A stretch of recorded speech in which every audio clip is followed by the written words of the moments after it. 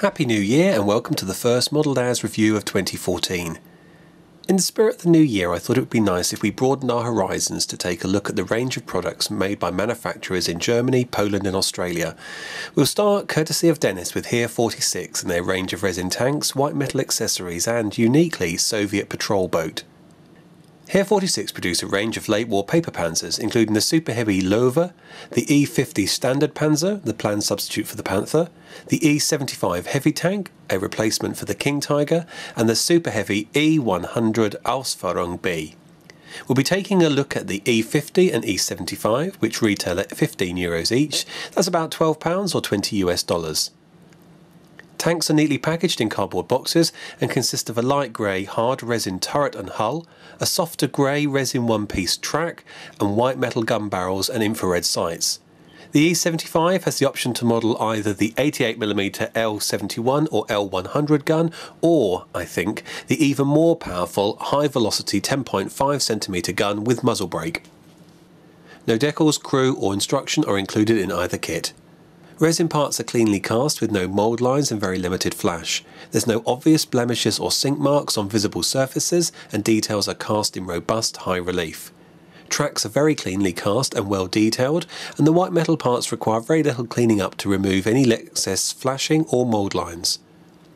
Be careful when removing the flash around the hull MG, as I snapped mine off on the E-50 and the E-75 fell off even after careful trimming. This was easily repaired with a drop of glue, but be advised to handle with care or replace with a metal substitute. Both kits were easy to assemble and could be built in 15 minutes each. Smaller parts, like the infrared lamps, have helpful sockets to ensure a secure mount. Unfortunately, I experienced trouble with the tracks supplied with the E-75. Regrettably, mine shipped with one of the E-50 track mounts, and this is significant since the bogies were spaced differently, with an extra pair added on each side to offset the enhanced weight of the E-75. Secondly, you'll need to apply significant pressure to ensure that the tracks are a snug fit and minimise the resultant gaps on the exterior of the lower hull caused by the fitting itself. I had to resort to superglue accelerator, and despite my best efforts, there remains space to fill, and this does detract in the interim whilst I work on the model. Given the hypothetical nature of these tanks, there isn't a lot of mileage in commenting on how closely they resemble their historical counterparts. That said, each tank is represented with a convincing array of stowage items and, proportionately, marries up neatly against any of its likely contemporaries. The only other difficulty I experienced is with balance. The long metal barrel attached to the lighter resin turret makes the turret tip forward when the gun is pivoted. This could be offset with rare earth magnets, but again it's more work. Check out our earlier review of AK Interactive's 1945 German colours book if you're interested in how to paint up these Wunderwaffe. In addition to their range of paper panzers, Heer 46 manufactures a range of white metal accessories to convert or enhance some of Battlefront's existing range of 15mm armoured fighting vehicles for €3.70. Small white metal kits are available to custom build a Wehr Linksflak and Bergpanzer on a T-34 chassis, a nice option when one considers the new plastic T-34 kits. Another nice addition are the canvas canopies for M3 half-tracks and German Hanemags, which retail at €6.50 and €4.90 respectively.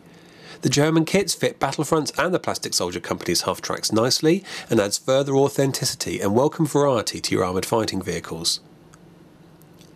Affordable 1/100th scale boats are hard to come by, and Heer 46's Russian armoured patrol boat, the Bronkater BK-1125, is a very welcome addition to the 15mm arsenal.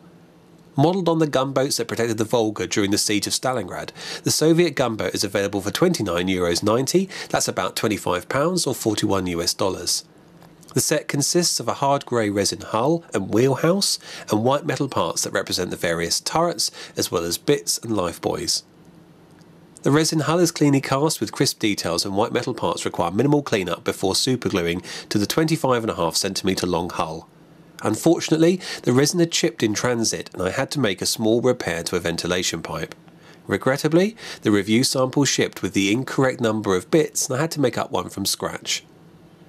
Assembly was relatively quick, but I found I had to drill some of the holes in the hull myself if I wanted to ensure a snug fit.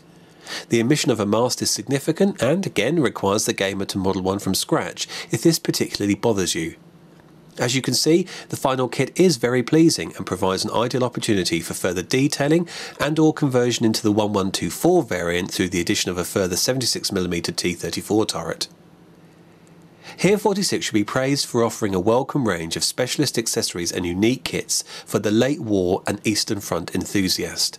However, weaknesses in the design of the tracks and turrets on their paper Panzer range require the gamer to put in more spade work if an aesthetically pleasing result is required. Further improvements in quality control and customer service are also required if the potential of Heer 46's Panzers and boat kits are to achieve their significant potential and justify their price point. This said, it's hard not to be impressed with Heer 46's innovation and ambition, and their white metal accessories and conversion kits are to be applauded. Want to watch in 2014?